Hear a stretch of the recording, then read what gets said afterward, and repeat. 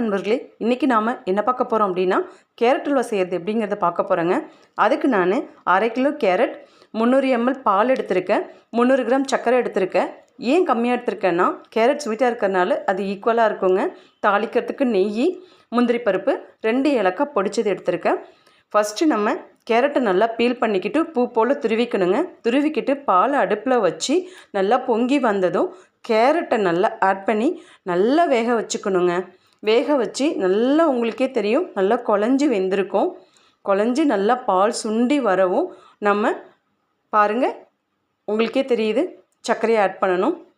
சர்க்கரையை ஆட் பண்ணதுக்கப்புறம் நல்லா சலசலப்பு அடங்குற வரைக்கும் பண்ணணும்.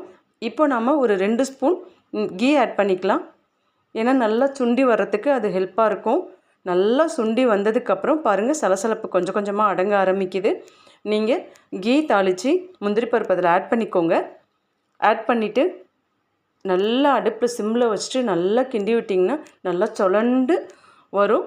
உங்களுக்கே தெரியும். இங்கே பாருங்கள் எப்படி ஹல்வா சூப்பராக வந்துருச்சுன்னு.